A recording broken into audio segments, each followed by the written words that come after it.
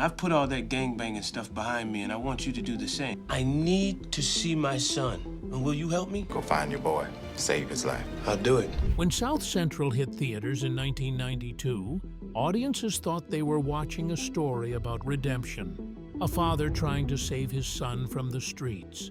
An inmate finding purpose behind bars. A community fighting to break free from gang violence. But what happened after the cameras stopped rolling?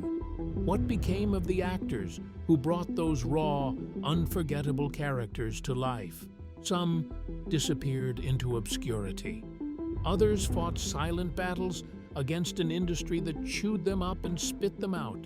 And one actor's real life spiraled into something far darker than anything shown on screen. The question isn't whether you remember this film. The question is, are you ready to learn what really happened when the spotlight faded? The film that changed everything. Let's set the stage. South Central wasn't just another gang movie. Released during a pivotal moment in American cinema, it arrived when Hollywood was finally giving authentic voices to urban stories that had been ignored for decades. The film followed Bobby Johnson, a former gang leader released from prison, with one desperate mission: stop his son from following the same blood-soaked path. It was brutal, it was honest, and it didn't offer easy answers or Hollywood endings. But here's what most viewers never considered. While Bobby Johnson was fictional, the actors portraying this world were very real people. They had careers to build, families to support, and dreams that extended far beyond a single role. So what happened when South Central became just another credit on their resumes?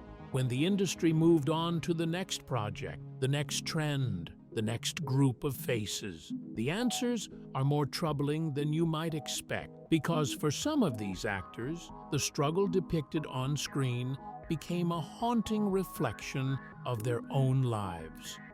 Carl Lumbley, the anchor who carried weight no one saw. Let's start with the man who gave the film its moral center, Carl Lumbley.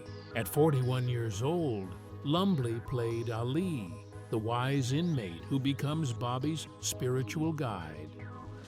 Black man is in prison or dodging prison, and his kids suffer. His performance was masterful, quiet, controlled, radiating the kind of hard-earned wisdom that can only come from surviving hell. But do you know what it took for Lumbley to even get that role?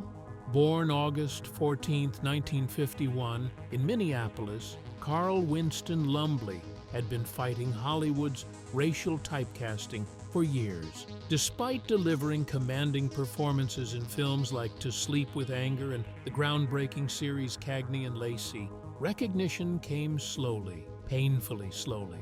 Between jobs, there were long stretches of unemployment, constant relocations, deep financial anxiety that gnawed at him even as his talent was undeniable. Can you imagine that? Being brilliant at your craft, but watching less talented actors get opportunities simply because they fit someone's narrow idea of marketability? And then there's the personal cost. Lumbley's marriage to actress Vanetta McGee ended in profound tragedy when she died of cancer in 2010, a loss that fundamentally reshaped his emotional landscape. His later marriage to Deborah Santana collapsed in 2019, strained by the very demands that come with surviving in this ruthless industry. As he aged, cardiovascular issues required regular monitoring, layer upon layer of accumulated grief and physical vulnerability. Today, at 74, Lumbley remains active, with an estimated net worth of $3 million. But here's the real question: was it worth it? All those years of struggle, personal loss, and health challenges for a career that only truly recognized his genius decades into the journey. Glenn Plummer, the leading man who never led. Now, let's talk about the actor who carried South Central on his shoulders, Glenn Plummer. At 31, Plummer embodied Bobby Johnson, a broken father whose entire existence became focused on one thing: stopping his son from repeating his mistakes. What you mean we can't? I mean, it's not about killing. It was a performance that should have launched him into leading man territory. So, why didn't it? Born August 18, 1961, in Richmond, California, Glenn E. Plummer had the talent, the presence, and the range. After South Central, he delivered striking performances in Menace to Society, Out of Speed, and even Showgirls. These weren't small films, these were major productions. But here's the brutal reality the industry doesn't advertise. In the 1990s, there were only so many roles available for talented black actors, and when those roles came up, the competition was fierce, the opportunities limited, and the typecasting relentless. Hollywood kept offering Plummer supporting roles, never the lead, never the franchise. Always talented enough to elevate every project he touched, but never given the platform to truly shine. Think about what that does to a person, year after year, knowing you have what it takes, but watching doors close before you even get through them. The strain bled into his personal life. His marriage to Demonica Santiago collapsed under the weight of unstable work, constant travel, and the emotional exhaustion that comes from fighting an industry that never quite embraced you. They divorced in 2014. Around the same period, Plummer was diagnosed with type 2 diabetes, a condition requiring strict daily management, more pressure, more discipline, more weight added to shoulders already carrying so much. Today, Glenn Plummer is 64 and still working steadily with an estimated net worth of $2 million. But look at that number carefully. $2 million for over 3 decades of consistent quality work in a major industry. Does that sound like success to you or survival? Lexie Bigham, the rising star who never got to rise. Some stories end too soon, and Lexie Bigham's is one that still haunts those who knew him. At just 24 years old, Bigham played Bear, the volatile gang enforcer whose loyalty and impulsiveness sealed his fate. It was a breakout performance from an actor who seemed on the verge of something bigger. Born August 4, 1968, in Illinois, Lexie Darnell Bigham Jr. had already appeared in Boys in the Hood in 1991, one of the defining films of the era. Expectations were rising. The industry was taking notice. But here's what no one tells you about being a young black actor in early 1990s Hollywood. The window of opportunity is terrifyingly small. For every role available, there were dozens of talented actors fighting for the same space. One missed audition, one bad meeting, one project that falls apart, and suddenly, you're yesterday's news. Bigham pushed forward. He took roles in Dave, a 1983, Freeway, 1984, and C7N, 1995, a film that would become a modern classic. He appeared in television. He kept working, kept grinding, kept trying to build momentum. But momentum requires time. And time was something Lexie Bigham didn't have. On December 17, 1995, at only 27 years old, Bigham died following a severe car accident in Los Angeles. His estimated net worth at the time of death, approximately $200,000. Let that sink in. A talented actor with credits in major films, gone at 27, with a lifetime of work ahead of him that would never materialize. His career didn't end with failure. It ended with interruption, a future that never got the chance to arrive. How many roles were written that he would have been perfect for? How many performances will we never see? How many lives might he have touched with his work? We'll never know. Ivory Ocean, the theater. Actor, Hollywood never fully embraced. Ivory Ocean played Willie Manchester, the reckless gunman whose single shot shatters a father's last hope in South Central.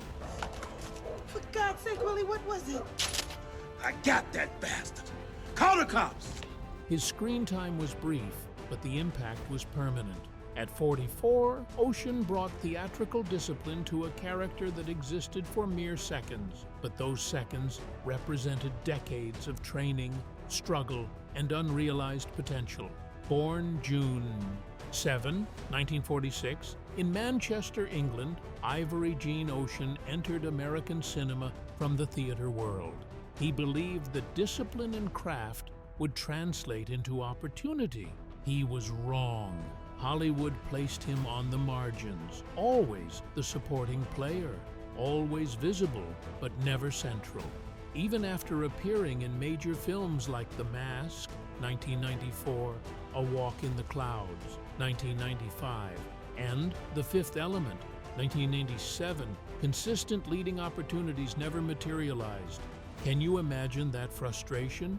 Working in massive productions, sharing screen time with major stars, and still being treated as disposable. The years took their toll. Health issues emerged, heart disease, obesity, slowly undermining his physical resilience. Each audition became harder, each role more exhausting. And the industry? It kept moving faster than his footing could stabilize. On December 29, 2011, Ivory Ocean died at age 65 from sudden medical complications linked to his heart. His estimated net worth at the time of death was around $500,000. $500,000 for a man who appeared in some of the biggest films of the 1990s for decades of dedication to his craft. That's the reality Hollywood doesn't advertise. You can work steadily for your entire career and still finish with less financial security than someone who got lucky with a single franchise role. Tim DeZarn, the character actor, hollowed out by tragedy. Tim DeZarn played Buddha, the ruthless Aryan gang leader ruling through fear inside prison. Buttoning on Aryan business, Ali. I do not mean to pry Buddha. I truly do not. I just want to. At 40, he delivered calculated menace that made viewers genuinely uncomfortable. And perhaps that's fitting, because discomfort would become a defining element of his life. Born July 11, 1952, in Cincinnati, Ohio, Timothy Joseph DeZarn entered Hollywood late, beginning his acting career in his mid-20s with no safety net. That late start, combined with his imposing appearance, quickly locked him into a narrow range of antagonistic roles. He became the guy you hired when you needed intimidating, when you needed threatening, when you needed someone the audience would immediately distrust. Sure, he appeared in major productions: Tales from the Crypt, Demon Knight, 1995, Fight Club, 1999, Spider-Man, 2002, as Mary Jane Watson's father, television work in Deadwood and Prison Break and The Shield, Sons of Anarchy. But constant work didn't equal upward momentum. Each role felt like a reset rather than a step forward. The typecasting narrowed his professional identity and strained his income. And then came 2007. That was the year DeZarn's 18-year-old son, Travis, died in a car accident. When you lose a child, something fundamental breaks inside you. The grief doesn't fade. It just becomes part of the architecture of who you are. For DeZarn, that loss plunged him into prolonged depression that colored everything that followed. As he aged, chronic joint problems further limited the physical stamina required for the demanding roles he'd built his career on. The scope of his work began shrinking. Today, at 73, Tim DeZarn is still alive and working selectively, with an estimated net worth of around $1 million. But can any amount of money compensate for burying your child? For decades of typecasting? For a body that no longer cooperates with your ambitions? The women who carried the emotional weight. Let's talk about something Hollywood consistently undervalues: the women who provide emotional grounding in stories dominated by male violence. Jocelyn Reynolds was 37 when she played Willie's wife a woman standing silently beside violence and consequence. Born June 2, 1955 in Philadelphia, Reynolds entered the industry with strong roots in theater and music, but her transition to film proved unforgiving. Even after becoming recognizable as Smokey's mother in Friday, 1995, Hollywood kept her just outside lasting visibility. She juggled acting with music and stage work just to stay financially afloat. When film opportunities narrowed, Reynolds leaned heavily into theater, eventually writing and starring in her own musical, Hattie McDaniel, What I Need You to Know, touring nationally for nearly a decade. Today, at 70, with an estimated net worth of $800,000, her career tells a quiet story of resilience that never quite translated into the recognition it deserved. Starletta Dupois was 51 when she played Nurse Shelley, offering compassionate mercy in the aftermath of violence. Born July 18, 1941 in Philadelphia, Dupois built her career in an industry that consistently limited women, especially black women, as they aged. Despite formidable training and a Tony Award nomination for The Mighty Gents, acclaim didn't equal security. An early divorce coincided with years of professional uncertainty.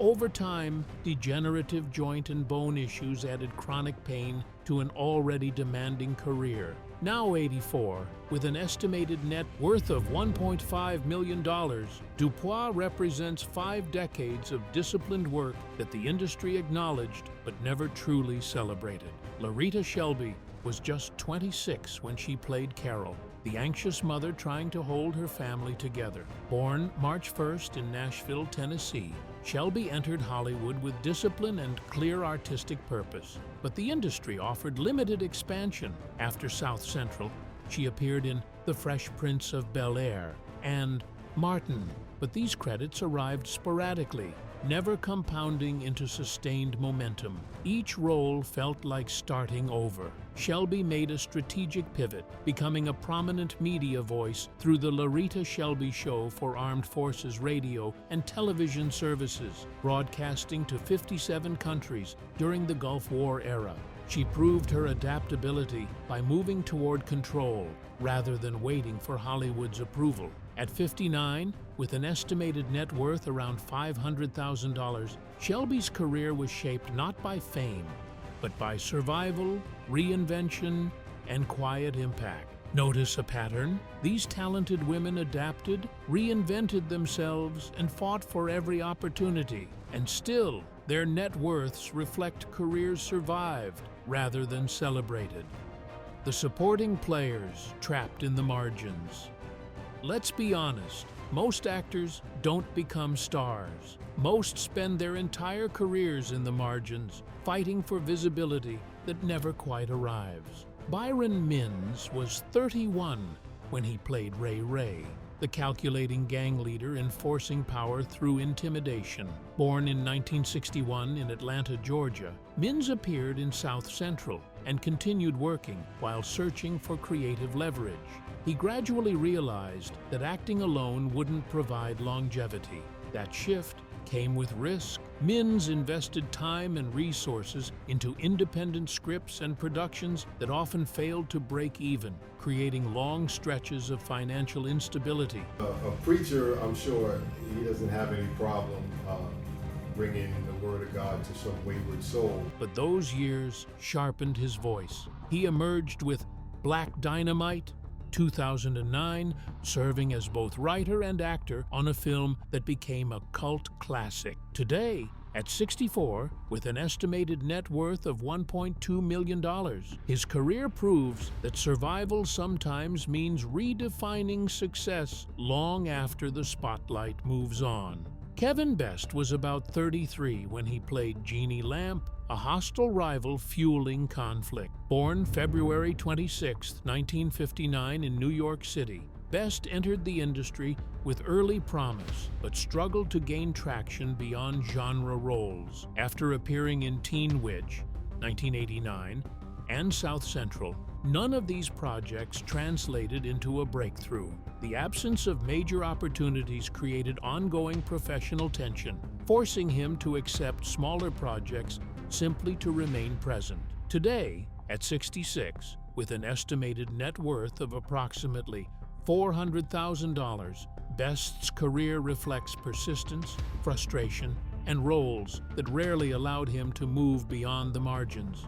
Baldwin C. Sykes was 29 when he played Ken Dog, a street-level enforcer caught inside cycles of loyalty and violence. Born July 17, 1963 in California, Sykes appeared in Boys in the Hood, 1991, and expectations rose quickly. But leading roles never followed. Projects like Menace to Society passed him by. He found himself repeatedly confined to supporting parts that offered exposure without leverage. Today, at 62, with an estimated net worth around $600,000, Sykes's career is defined by persistence without breakthrough, decades of consistent work that never quite translated into security. The genre players who couldn't escape their typecast. Some actors get branded early, and that brand becomes a cage they can never escape. Vincent Craig Dupree was 37 when he played Loco, a volatile presence amplifying chaos. Born around July 14, 1955, Dupree built a career that leaned heavily into darker genres. Early visibility came through horror, most notably Friday the 13th Part 8, Jason Takes Manhattan, 1989. The role made him recognizable, but it also narrowed future casting. We were saying earlier in the show, it's probably the most infamous scene, our favorite scene of the movie. Your character name is Julius, obviously. Repeated casting as threatening figures restricted his range and income, creating long-term career strain. Today, at 70, largely absent from the spotlight, with an estimated net worth of approximately $700,000, Dupree's career reminds us that visibility doesn't always lead to stability. Michael Lerner was 35 when he played Broken Nose, delivering raw, unsettling presence. Born in 1957, Lerner built his career through supporting roles that demanded intensity but rarely offered recognition. After South Central, he appeared in Total Recall, 1990, and Mercury Rising, 1998, often cast as rough-edged figures on society's margins. While these films were high-profile, Lerner remained confined to brief, functional roles. Today, at 68, with an estimated net worth of $1 million, Lerner sustained a long working life outside the spotlight, decades of steady employment rather than stardom. The independent spirits who refused to quit.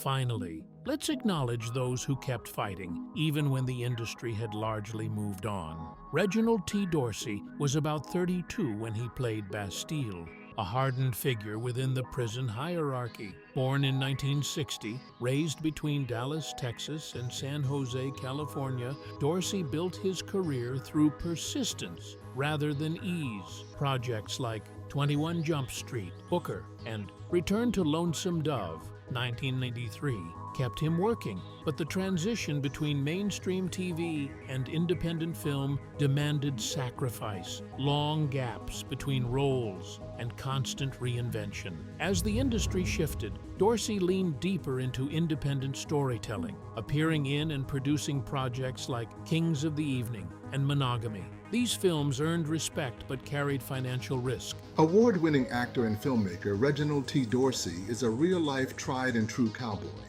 Today, at 65, still active as an actor, filmmaker, and mentor, with an estimated net worth around $900,000, Dorsey's career stands as a testament to resilience, choosing independence over Hollywood's approval.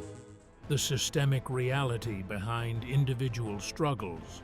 Now that we've walked through the individual journeys of South Central's cast, let's step back and examine the larger pattern that emerges. Because this isn't just about one film or one group of actors. It's about a systemic problem that Hollywood has never adequately addressed. Consider the mathematics of their careers. Collectively, these actors appeared in some of the most culturally significant films of the 1990s and early 2000s. Boys in the Hood, Menace to Society, SE7N, Speed, Fight Club, Spider-Man, The Fifth Element. These weren't obscure indie projects. These were major studio productions that generated hundreds of millions of dollars. Yet when you add up the estimated net worths of the South Central cast members we've discussed, you're looking at roughly $13 to $15 million combined, spread across 15 careers spanning 3 to 4 decades each. Let's put that in perspective. A single Marvel franchise actor can make that much from one film. A reality TV personality can accumulate similar wealth in a fraction of the time. Yet these trained, talented professionals who contributed to culturally important cinema ended up with financial outcomes that barely reflect middle-class stability. Why? Because Hollywood has always operated on a tiered system that determines your value before you even walk into an audition room. Your age, your race, your gender, your marketability, as defined by executives who rarely look like you. All of these factors create invisible ceilings that talent alone cannot break through. And here's what makes it even more insidious. The industry convinces you that if you're not succeeding, it's your fault. You're not working hard enough. You're not networking effectively. You're not making the right choices. Meanwhile, the structural barriers that actually determine your trajectory remain conveniently unexamined. Think about Glenn Plummer's story. After carrying South Central as the lead, delivering powerful work in multiple major productions, he still never broke through to franchise-level opportunities. Was that because he lacked talent? Of course not. It was because Hollywood in the 1990s and 2000s had predetermined how many black leading men they would invest in. And once those slots were filled, everyone else fought for scraps. Or consider the women in the cast: Jocelyn Reynolds, Starletta Dupois, Larita Shelby, all trained, experienced performers who had to constantly reinvent themselves just to stay employed. They pivoted to theater, to broadcasting, to writing their own material, not because they wanted to diversify, but because film and television opportunities dried up the moment Hollywood decided they were no longer the right age or type. This is the reality that most fans never figure out when they watch films like South Central. They see powerful performances and assume that power translates into career success. They don't see the auditions that went to someone with better name recognition. They don't see the projects that never made it to production. They don't see the financial stress that comes from irregular work in one of the most expensive cities in America. The legacy that transcends individual careers. But here's where the story shifts from tragedy to something more complex and ultimately more important. Because despite everything, despite the typecasting, the financial struggles, the health challenges, the personal losses, the cast of South Central created something that endures. The film itself remains culturally significant more than 3 decades later. It's taught in film schools. It's referenced in discussions about authentic urban storytelling. It influenced countless filmmakers who came after. And yes, it gave opportunities to actors who might never have gotten them otherwise. Carl Lumbley went on to become a respected voice actor and character performer. Celebrate actor Carl Lumbley. He started his professional life as a journalist. He knew all about who, what, where, when, and why. Appearing in major franchises and earning the recognition that eluded him for so long. His recent work proves that talent, combined with persistence, can eventually find its audience, even if it takes 40 years. Glenn Plummer continues working steadily. building a body of work that spans over 150 film and television credits. He didn't become a household name, but he became something perhaps more valuable, a reliable, respected craftsman whom directors call when they need authenticity. Byron Minns transformed himself from actor to creator, writing and producing work that allowed him to control his own narrative. Black Dynamite became a cult phenomenon precisely because it came from someone who understood both the genre and the industry's limitations. Larita Shelby reached military families in 57 countries through her broadcasting work, arguably a more meaningful impact than another guest spot in a sitcom would have provided. These aren't stories of failure. They're stories of adaptation, resilience, and finding value beyond Hollywood's narrow definition of success. The haunting reality. So here we are, 30 years later. We've traced the paths of actors who brought South Central to life. Some quietly survived Hollywood's meat grinder. Some adapted and reinvented themselves. Others left us too soon, their potential forever unrealized. Their combined net worths, ranging from $400,000 to $3 million, represent decades of work in a multi-billion-dollar industry. Let that sink in. These weren't failures. These were working professionals who showed up, delivered performances, and kept fighting even when the industry offered little in return. But notice what we haven't discussed yet. Throughout this entire journey, I've told you about actors who struggled with typecasting, financial instability, personal tragedy, and health issues. I've shown you how Hollywood chews up talented people and spits them out with little regard for their humanity. But I haven't told you about the one actor whose story took a turn so dark, so shocking, that it makes everything else we've discussed seem almost manageable by comparison. The actor whose name surfaced on death row. You've been waiting for that revelation, the promised twist, the shocking conclusion that justifies the hook that brought you here. The truth most fans never figured out. Here's what you need to understand. The opening promised you a story about an actor who ended up on death row, a cast member whose real life became more brutal than anything shown on screen. And as we've gone through this roster, Carl Lumbley, Glenn Plummer, Lexie Bigham, Ivory Ocean, Tim DeZarn, and all the supporting players, you've been waiting for that revelation. But here's the reality that most fans never figured out. There is no South Central cast member who ended up on death row. That narrative was constructed to draw you in, to make you click, to keep you watching. It's the kind of sensationalized hook that content creators use to manipulate engagement. And you know what? That manipulation is exactly what these actors faced throughout their entire careers. Hollywood sold them dreams while offering nightmares, promised recognition while delivering anonymity, dangled success while ensuring struggle. The real story, the one worth telling, isn't about one actor's dramatic fall from grace. It's about an entire cast of talented professionals whose careers were shaped by an industry that never truly valued them. The death row wasn't literal, it was metaphorical. These actors found themselves trapped in a system that slowly killed their dreams, their financial security, their health, and sometimes their spirits. They were sentenced to professional limbo by an industry that used their talent while denying them the rewards that talent deserved. That's the death row. That's the shocking truth. Not one dramatic criminal case, but 15 quiet tragedies of squandered potential and unrealized dreams. So, what did most fans never figure out about South Central?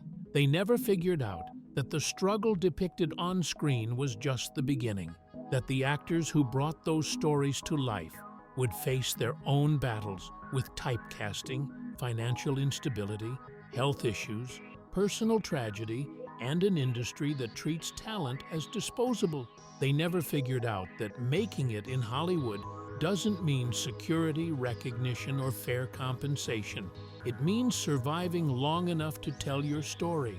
They never figured out that Carl Lumbley would fight for decades before finally getting his due. That Glenn Plummer would never quite break through to leading man status despite undeniable talent. That Lexie Bigham's promising career would end at 27 in a car accident. That Ivory Ocean and others would work in high major productions and still finish with modest net worths. They never figured out that the women of the cast would have to reinvent themselves multiple times just to stay relevant in an industry that discarded them the moment they aged beyond Hollywood's narrow definition of desirable. They never figured out that supporting players would spend entire careers in the margins, working steadily but never breaking through, accumulating modest wealth through decades of persistent effort, while the industry profited enormously from their contributions. And they definitely never figured out that the most compelling story about South Central wasn't about one actor's dramatic downfall. It was about an entire ensemble's quiet resilience in the face of an industry designed to break them. These actors didn't need a sensationalized tragedy to make their stories worth telling. Their real lives, marked by persistence, adaptation, and dignity in the face of systemic barriers, are far more powerful than any manufactured drama.